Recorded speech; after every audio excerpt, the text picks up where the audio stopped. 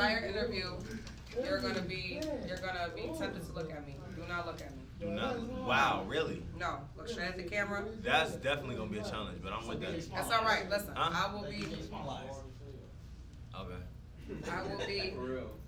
directing you. It's crazy. I just have a thing about like looking at people when I talk to them. That's all right. I'll be directing you. You have to like this. You need to don't see this. All right, guys. I'm gonna start recording. In 5, 4, 3, 2, 1.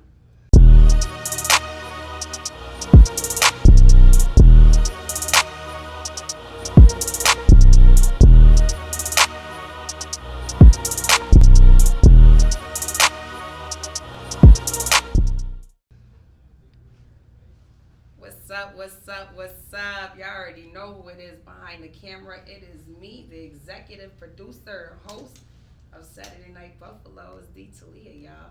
And I would just let y'all know that this is a very, very special edition. We recently have went national, and we are here in Atlanta, Georgia, with LA's own Elijah Banx. What the fuck? You looking cool as hell on my camera right now. Nigga got his cup up, got his rollie out. Nigga, don't hurt him. Don't hurt him.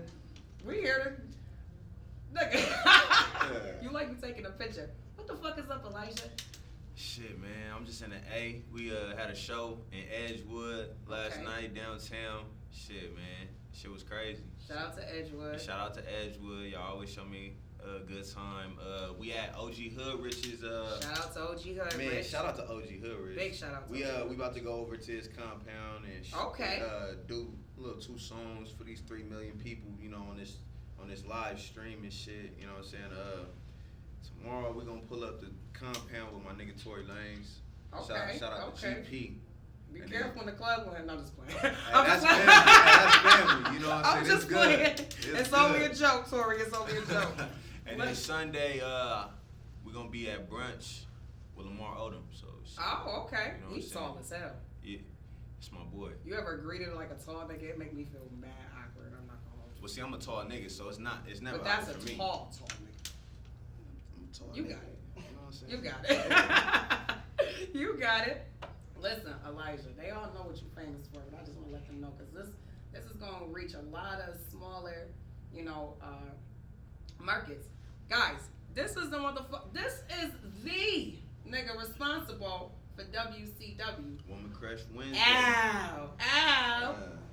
The song's your girl singing, you feel me? Yeah. Yeah. Is that the song that they should be singing to their girl? Yeah. Nah, that's the song they girl singing to them. Oh. Because they like the song so much. The bitches love it. Man. Elijah, how the fuck did you come up with that song? What's the backstory on that? Man, good energy, good people in the studio, Mm-hmm. right production, right time. You know what I'm saying? So just regular movie. It was a regular Wednesday.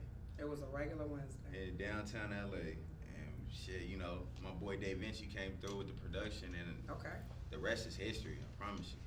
So when you dropped it, right? Mm-hmm.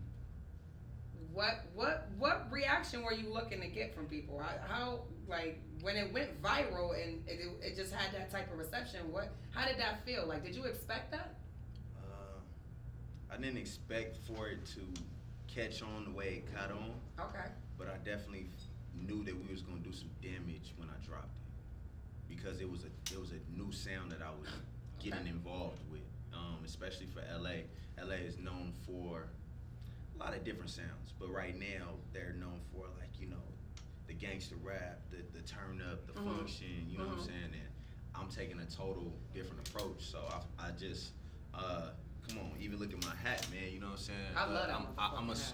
I stick out like a sore thumb, so it's just like it was different, and I just felt like we was gonna shake them up. I like how you mix that LA Atlanta swag. I'm loving what you got going on. Love your outfit. You did that shit. Thank you. Listen, how long have you been doing music? What made you get into music?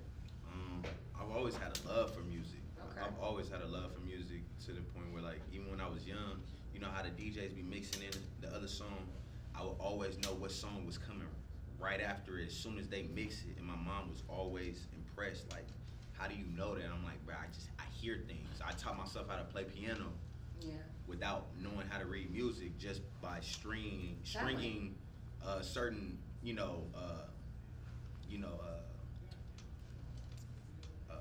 rhythms together. You know what I'm saying? So it was just unique, and I just felt like I had something special. So you got this hit, went viral, you famous. Everybody knows who the fuck you are. You're like your song is a household brand at this point. What should we be expecting from you this year? Because that's big to top. Man, we finna roll out. We finna get this rollout going soon. Mr. Banx, the EP, my debut project is done.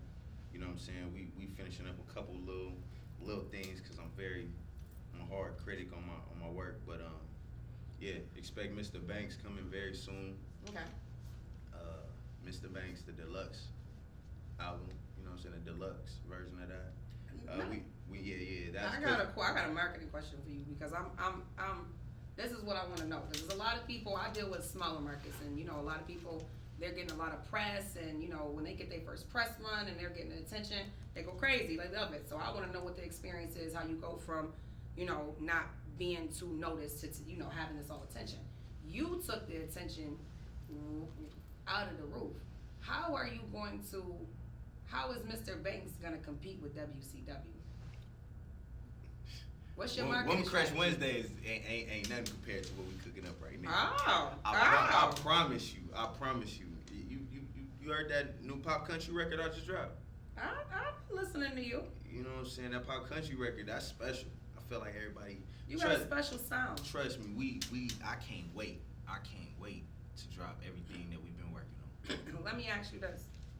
So, as you received all your hype and your attention for your music and everything else, there's a lot going on in the country. It's a lot going on with our people. It's a lot going on in our community. Facts. And there's definitely a lot gonna happen in your city. Rest in peace, Kobe. Shout out to LA. I definitely got to give y'all that. How did you having all this attention and you being publicized? What responsibility did you feel to use your voice, to talk about what we have going on? That's crazy that you asked me that. So, like I said, I'm a pop artist. Mm-hmm. So I do music for the clubs and different situations. Yeah. When everything was going on with the riots and people burning down. They tore LA down. I was actually in Arizona at the time. Okay. We was working on a project, and I was watching everything go down. And Arizona to California, that's a long drive. Okay. And I'm just looking at everything on my way back, and I felt like I was upset.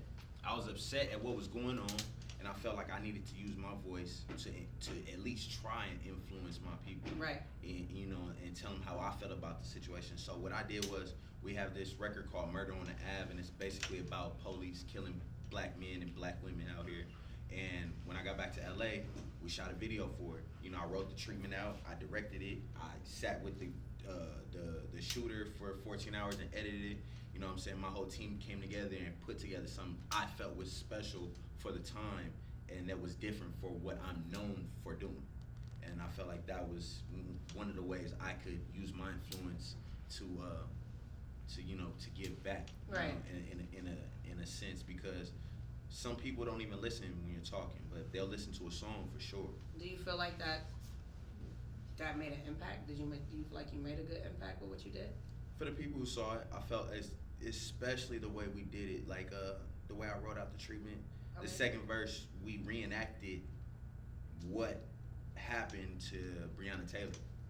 And I felt like, I looked at the reactions on YouTube and stuff like that. When it gets to that part, people's faces, it's like that showed me that I made a little bit of impact for the people that at least saw the video, because their faces told me how their emotion felt. Right. You know what I'm saying? So right. I felt like that was pretty cool. Music isn't to be heard. Some music is to be heard. Some people make music to be heard. Music is to be felt. And I always address this in all my interviews. With all the power that you gain, with your career, we owe a lot more to the game. We owe a lot more to our people then we have influence over them, and it's important what we're doing. putting out to them. You see what I'm saying? It's Right. kids that look up to you. It's kids that are listening to you. I want to be like Elijah. You see what I'm saying? So I think I definitely always press all artists about what they're doing for the community and where they're at. You gotta do things consciously and with intent. Absolutely. A lot of people don't. Some people they're just creatives, man. They don't think that far into it. Some people just don't care. I always like to get a good perspective. It's a lot. It's a lot going on in the music industry right now. It's a lot of power shifts going on. It's a lot of changes being made. Where do you see yourself and your career, in the midst of all of this? Do you think that because of COVID and everything that happened that this, has impacted you negatively, or have you seen yourself, or it's not, you on the other end? Positively, when there's one memory about quarantine that in the COVID that I will always remember. Mm-hmm.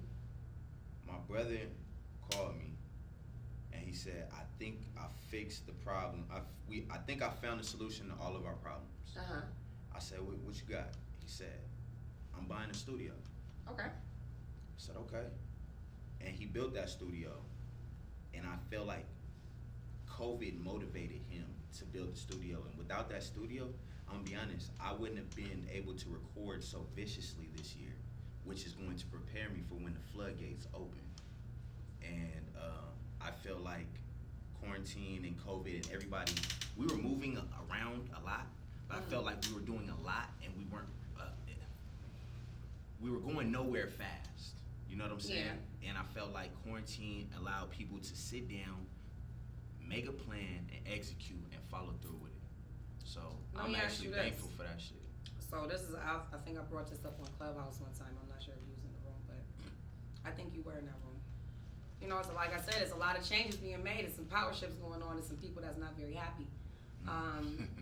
That's not very happy at all. And they haven't been happy for a little second now. And we talking about major brands, major distributors. Like, it's a lot of things going on. Do you ever stop to think about what your, execution plan may be if things were to go back to quote unquote normal? We got a lot of surplus of, a lot of people, including myself, have a lot of surplus of business and opportunity because it's been taken from someone else. They want that back, right? Mm-hmm. What you gonna do? We're gonna go harder. Okay. That's my solution to everything. Like, I'm waiting for everything to open up because it's gonna be a flood. Gotta flood them. Everything that you've been working on, everything that you've been plotting on every little day, it's ready to just don't talk at all anymore. Just literally just execute. Do it. Just execute. Because I think during quarantine you had too much time. You know what I'm saying, to get your shit together. So there's no excuse. I hear you. I definitely hear you. I want to definitely revisit you in a year. I can't wait. I'll be covering the things that you do throughout the year. For I definitely sure. gotta, cover that EP.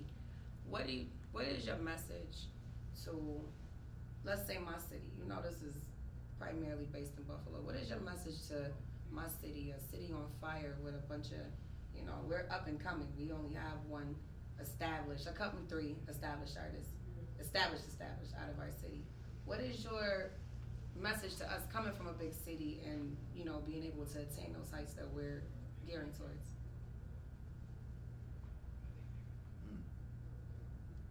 I come with the good shit. Yeah, y'all don't never know what to say to me. Yeah, I'm not gonna lie. Just be different. Just be different. Stand out. Do not, you know what I'm saying? Like, it don't matter what your city doing. You know what I'm saying? Go against the grain, because when you stick out, shit, you gonna win. It's gonna take you longer, but you gonna win. Cut. Let me get, hold on.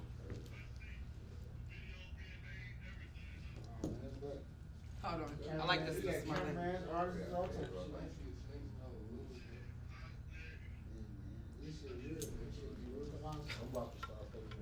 That's it.